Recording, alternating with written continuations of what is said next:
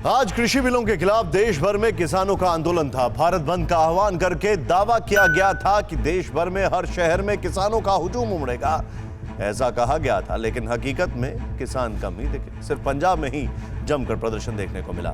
ऐसे में सोचने वाली बात यह है कि जिन बिलों को किसान विरोधी बताया जा रहा है, सरकार को घेरा जा रहा है, उन बिलों के खिलाफ खुद किसान ही क्यों प्रदर्शन के लिए नहीं उमड़े।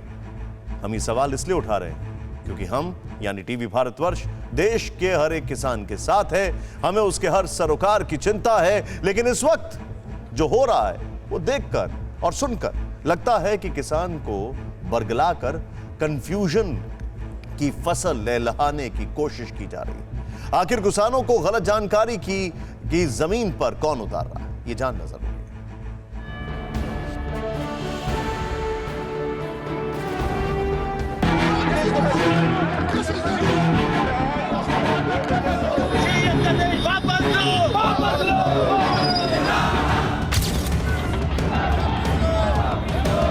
ये तस्वीरें कृषि बिलों के खिलाफ हुए देशव्यापी प्रदर्शन की है। लेकिन अगर पंजाब को छोड़ दिया जाए तो आक्रोशित किसानों के भारी भरकम हुजूम की ज्यादा तस्वीरें सामने नहीं आई।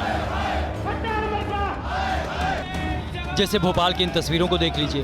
गिनती के प्रदर्शनकारी जुटे और 10 से 15 मिनट में प्रदर्शन खत्म हो गया। किसान यूपी में भी हैं, लेकिन लखनऊ की ये तस्वीरें देखिए, जहां सुल्तानपुर रोड पर कुछ ही प्रदर्शनकारी पहुंचे। ये तस्वीर भी लखनऊ की है, बख्शी का तालाब इलाके की, जहां सड़क के किनारे भारतीय किसान यूनियन के चंद सदस्य ही इकट्ठा हुए। नोएडा में भी भारतीय किसान यूनियन मैदान में उतरी। दिल्ली बॉर्डर पर रोड ब्लॉक की, लेकिन यहाँ भी किसानों की संख्या उतनी नहीं दिखी जितना दावा था।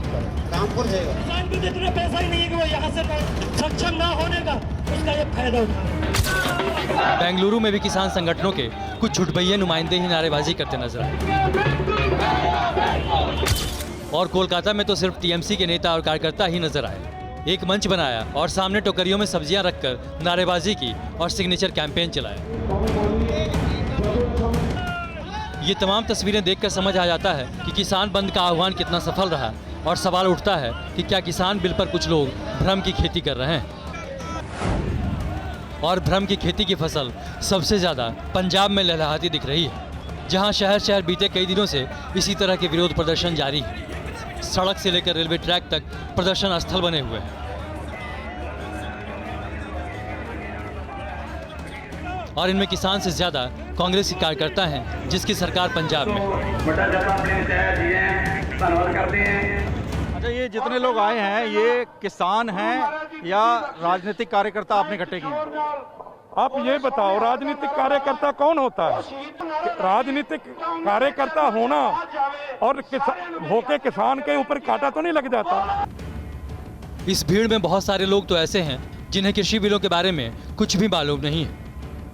आप लोग यहाँ पर आए हैं, क्यों आए हैं यहाँ पर?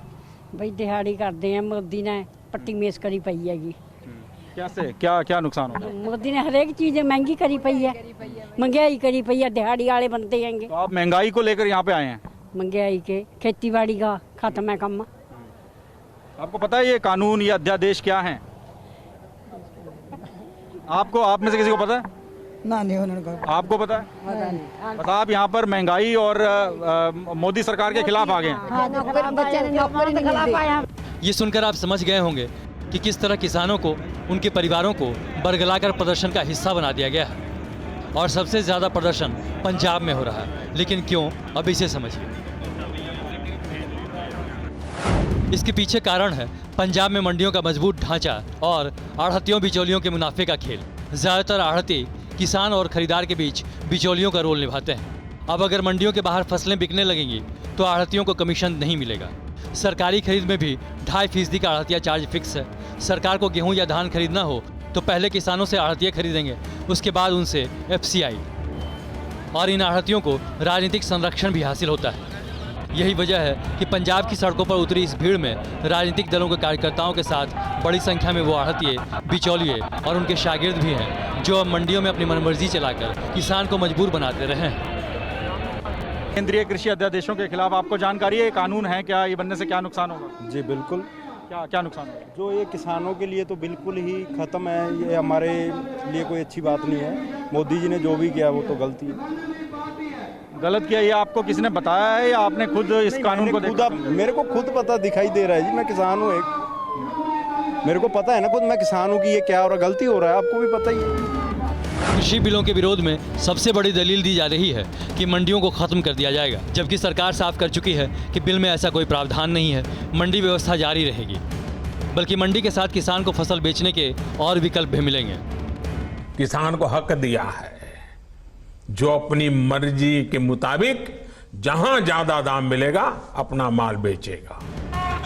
किसानों को और खास तौर पर पंजाब के किसानों को कितना भ्रमित किया गया है कि बहुत से किसान उस बिल का विरोध करने निकल पड़े हैं, जो उनको अपनी फसल मंडी के बाहर बिचौलियों से दूर और दूसरे राज्यों तक में बेचने की आज़ादी देने वाले हैं।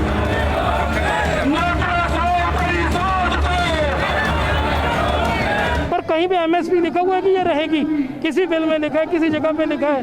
ये तो सर अडानी और अंबानी बनाना चाहते हैं, हमें तो सर मारना चाहते हैं और कुछ नहीं। सवाल ये उठ रहा है कि क्या नए कानून से एमएसपी खत्म हो जाएगा, जबकि सरकार साफ कर चुकी है कि एमएसपी जारी रहेगा। खुद पीएम ने आश्वासन दिया है। मैं देश के प्रत्येक किसान को इस बात का भरोसा देता हूं कि एमएसपी की व्यवस्था जैसे पहले चलती आ रही थी वैसे ही चलती रहने वाली है।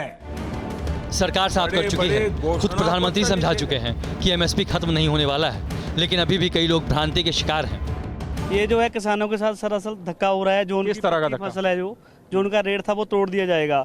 उसको खरीदेंगे अडानी अंबानी, अपने रेट पे खरीदेंगे, बाद में लोगों को बेचेंगे, वो अपने रेट पे बेचेंगे। अब सवाल ये भी कि क्या कॉन्ट्रैक्ट के नाम पर बड़ी कंपनियां किसानों का शोषण करेंगी। सरकार का कहना है कि करार से किसानों को तय दाम पाने की गारंटी मिलेगी। किसान कभी भी करार तोड़ सकता है और ऐसा करने पर किसान पर कोई हर्जाना नहीं लगेगा। विरोध में दलील दी जा रही है कि किसानों की ज़मीन पर पूंजीपति कब्जा कर लेंगे। बिल में साफ है कि करार फसलों का होगा, ज़मीन का नहीं। वैसे किसानों को भ्रमित किया जा रहा है, इसके लिए कुछ हद तक जिम्मेदार सरकार भी है, क्योंकि हिंदुस्तान में भीड़ को बहकाना कितना आसान है ये बताने की ज़रूरत नहीं। लेकिन ज़रूरत इस बात की है कि सरकार अपना कम्युनिकेशन सिस्टम सुधारे, ताकि उसके फैसलों का संदेश और मकसद लोगों तक अफवाहों से पहले पहुँचे। किसान बिल के बहाने बिहार में आज सियासी ट्रैक्टर भी सड़क पर दौड़ा और उस ट्रैक्टर को चलाया लालू प्रसाद यादव के बेटे तेजस्वी यादव ने। किसान बिल के विरोध में खुद को किसान दिखाने की कोशिश में तेजस्वी यादव ने ट्रैक्टर चलाया और ट्रैक्टर रैली निकाली। मजेदार बात यह है कि पिछले एक हफ्ते से तेजस्वी अपने आवास के अंदर ही ट्रैक्टर चलाकर प्रैक्टिस करते रहे, ताकि सड़क पर जब उनका सियासी शो लॉन्च हो तो उनकी ड्राइविंग परफेक्ट रहे, ताकि आने वाले चुनावों में किसान वोटर्स को लुभाया जा सके। तेजस्वी जिस चुनाव के लिए ट्रैक्टर चलाते दिखे उसकी तारीखों का ऐलान भी आ चुका है। चुनाव आयोग ने आज बिहार विधानसभा चुनाव की तारीखों का ऐलान कर दिया है। बिहार में 3 चरण में मतदान होगा। पहले चरण में 28 अक्टूबर को 71 सीटों पर वोट डाले जाएंगे। दूसरे चरण में 3 नवंबर को 94 सीटों पर और 7 नवंबर को तीसरे चरण में 78 सीटों पर मतदान होगा। चुनाव के नतीजे 10 नवंबर को आएंगे। बिहार में होने वाला यह चुनाव कोरोना काल में होने वाला सबसे बड़ा चुनाव है, लिहाजा बहुत से बदलावों के साथ होगा। जैसे चुनाव आयोग ने वोटिंग का टाइम 1 घंटे बढ़ा दिया।